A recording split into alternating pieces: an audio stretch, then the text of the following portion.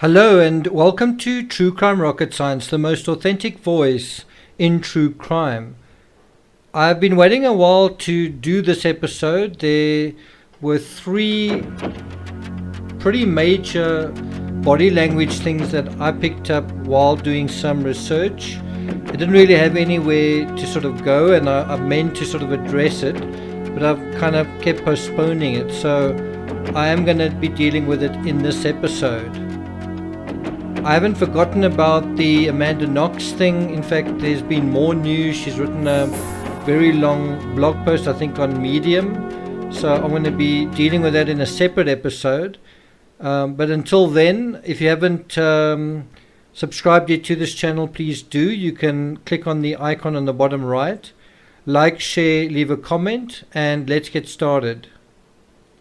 So you're going to notice that these body language giveaways are quite unconventional. They don't only have to do with Chris Watts. So we're going to start off with the Watts sentencing, and specifically when Shanann's father takes the stand. And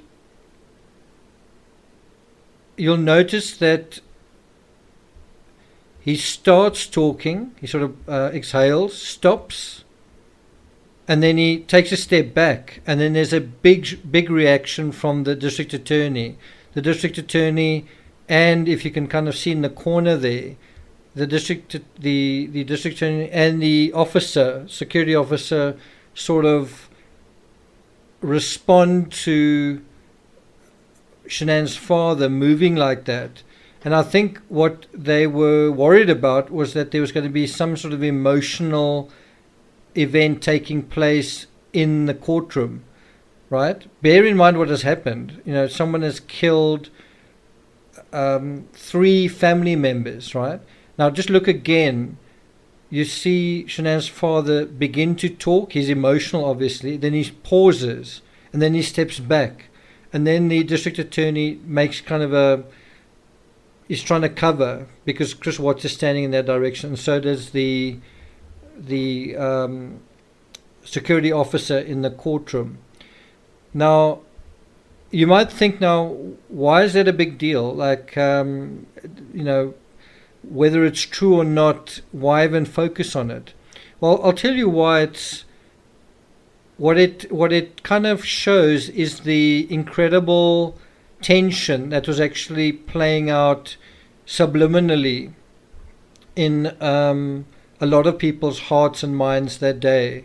Chris Watts wanted to take the plea deal and just wanted to get out of there, get it over and done with. He just didn't really want to be in that room. The district attorney, I think, was really worried that this almost like deal of a lifetime was something was going to scupper it. You know, including what was Cindy Watts going to say, what was, and if somebody had said something during these statements that had, let's say, triggered Chris Watts, gotten him to stand up and shout something, he could have rescinded the plea deal there and then.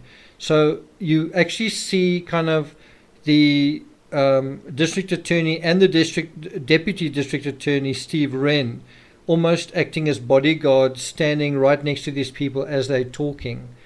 And that's something that is easy to miss. Now we go into the second body language giveaway, and this is a much longer one.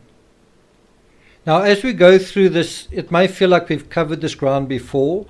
Yeah, you have Agent Tammy Lee. She's stepping back into the interrogation cubicle. She's really in Watts' face there. She's sort of rubbing his shoulder. He's not really paying attention to her, but what Agent Tammy Lee later said was that she was trying to break the sort of connection between Watts and his father. And you're going to see now how that is actually playing out.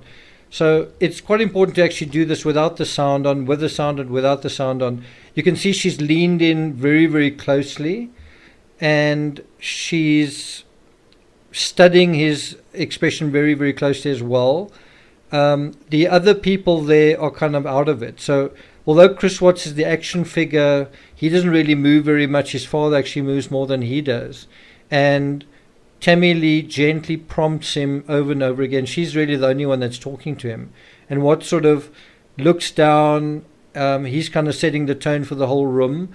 Agent Coder is sort of also got his hand to his face. They're kind of taking their cue from Chris Watts, who's also sort of trying not to show his face, because what he's about to say now isn't true, in terms of what Shanann did. And you can see kind of Tammy Lee glancing over at Ronnie. Ronnie at this point is actually still kind of questioning his son. It's almost like that is his role. But what he doesn't realize is the agents have come into the room to take over his role, and ideally they would like him to leave. Of course, if they leave, there's a possibility that Watts would stop talking. So now you see again, Tammy Lee's very close to Chris Watts. You're going to see her put her arm, kind of stretch her left arm out and rub his shoulder to sort of comfort him. But right now, at this moment, you've got the agents mirroring one another. They both got their fists pushed against the side of their faces. They're trying to almost share the gravitas, and there it is, of Chris Watts. Tammy Lee rubs his shoulder, and then, quite interestingly, Ronnie takes his cue from the agent and feels like, oh, maybe I should also comfort him. And although I think it's a very interesting thing that happened there is, I think Ronnie has misinterpreted the signal there. Tammy Lee doesn't really care about Chris Watts in that sense. She's not really being warm and affectionate. She's trying to manipulate him. She's trying to get him to speak. And in a weird way, Ronnie's role in that room could have been to protect his son, to stop his son from talking. And somehow he's gotten sort of part of this whole thing. And Ronnie doesn't seem to be quite sure what to do there, but in the end he just sort of lets it happen. He's sort of also going with the flow, if that makes sense. And so he sort of just lets his son talk, and it becomes kind of a conversation between Watts and Tammy Lee. You can see Ronnie is not quite sure what to do. He also can't quite believe what he's hearing. So he's possibly in a bit of a state of shock. Coder is totally in the background. He doesn't really respond. You can see there Ronnie sort of seems to have his the palm of his hand in his eye, almost as if he's tearful. But otherwise everyone else is completely motionless. The important part I wanted you to observe there was just how Tammy Lee rubs his shoulder, and then Ronnie immediately kind of does the same thing. He sort of moves closer and he takes his cue. He doesn't really do much besides that. He doesn't try and advise. He doesn't really interfere with the thing. It's sort of going with the flow. Now you're going to see in a moment how Chris Watts starts to become more and more emotional. He will actually take his glasses off, and I think he's crying, and I think legitimately, and I think he was sort of rubbing. I'm not saying what he's saying here was all honest, but I think he was acknowledging that his family were no longer alive. And when Coder would ask him, or I think Tammy asked him something like, where are they, or can we go and get them? And then he would say, well, they're gone. She knows they're gone, but she wants to know where they are. Okay, so this is the more emotional part that's sort of taking place here. And at this point, Coder starts to sort of get involved, gently sort of asks Watts a couple of questions. And now Watts becomes definitely a lot more emotional. I think he's embarrassed or whatever. And there is a kind of a sense of Ronnie also being, I think, emotional, but I don't think he's crying. In fact, Ronnie did say in a recent interview that the last time he cried was, I think, at a baptism and then at the grave site. And that's the last 2 times he cried in 20 years. So obviously here he didn't cry. And this is quite an emotional moment, certainly for his son. And I don't think Ronnie is crying here. I do think he's kind of not sure what to do and all that kind of thing.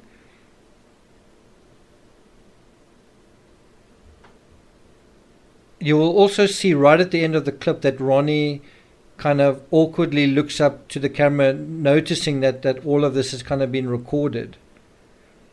So anyway, at this point, Watts is kind of telling the agents the sort of, basically the first confession, that his family were blue, and kind of what Shanann did and all that kind of thing. And really what they want to know now is, where are the bodies, right? That is what they are focusing on. And Watts is sort of shut down. So you can see there, he doesn't want to go out to the well site. That was that moment there, right? But you can see Watts is shutting off the ability of his audience to see his face. Part of it, I think, is just natural shame, and he does actually say, please don't think less of me, and I think he says the same to his father. That is what he's really thinking about, is that people aren't going to think I'm a nice guy. That's kind of what he's worried about. And so some of that thing where he's looking down and covering his face is kind of personal shame for the taboo of what he's done. And he's trying to hide that shame. In the same way that he hid the bodies and hid his affair, he's trying to hide. He's an introvert, and he doesn't want to show, he can't show his emotion. He doesn't know how to show his emotion. And there his father looks up at the camera.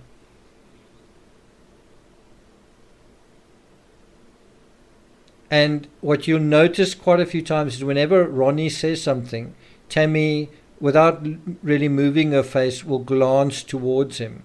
And Ronnie sometimes makes a comment or whatever, but she's trying to almost shut Ronnie down, because there's the possibility that he's going to shut down the entire interview. You also see a little bit of movement from Coda, also his eyes just moving. They're trying to keep Watts on track, and they're trying to kind of exclude Ronnie from the equation, which they quite amazingly managed to do, I guess, because Ronnie is quite a kind of a introverted fellow as well.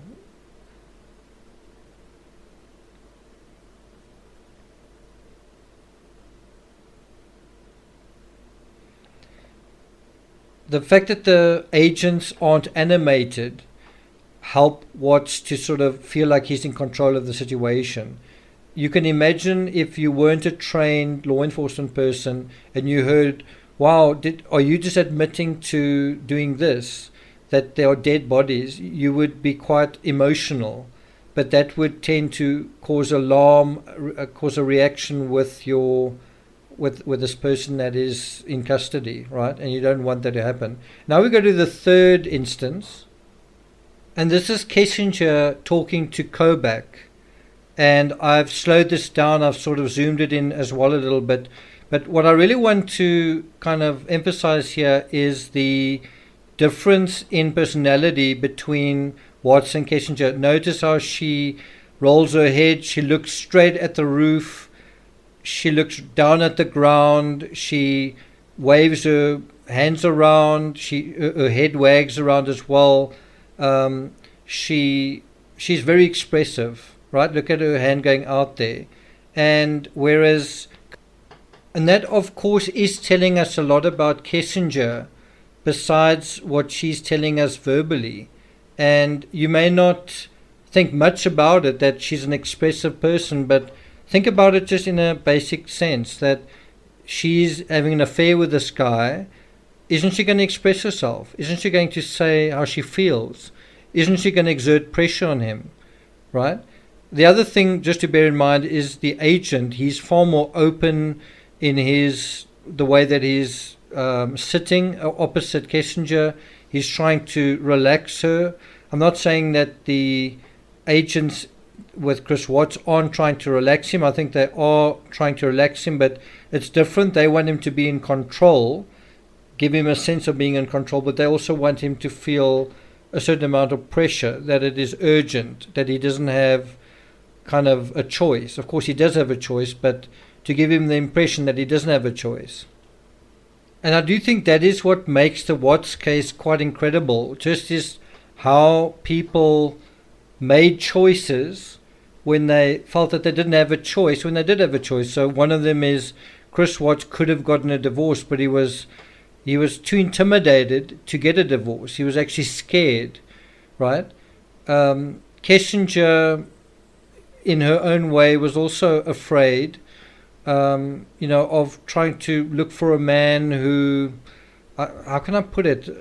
Kissinger's fear, I guess, was, of the dating people out there. And I think she chose Watts because he seemed to be a kind, quiet guy, someone that wouldn't push her around. And Shanann also had a fear as well.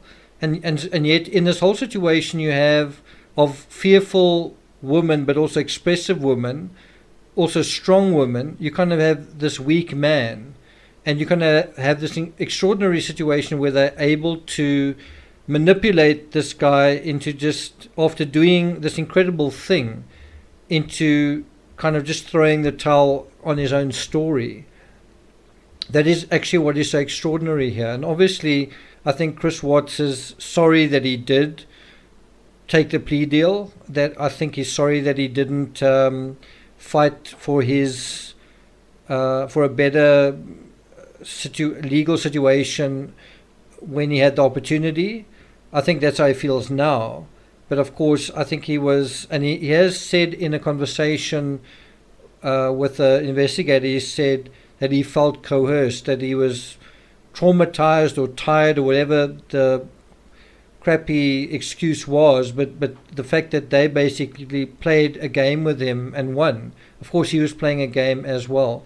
All I'm saying is it's quite extraordinary to see how he was outwitted in all of this, and how important understanding someone's personality is in terms of knowing how to outwit them. I'm not going to take it further than that. I would have liked to have spoken in a bit more detail, but I've kind of got a lot going on. Again, I will be doing a very short thing on Amanda Knox. I have already started the series on JonBenet Ramsey. I think the first episode is quite interesting. Some people seem to think the episode is about blaming the gardener. Not at all. The gardener was also just observing JonBenet's personality, and he kind of called her a brat. And I think that's quite interesting to incorporate in our knowledge of the case.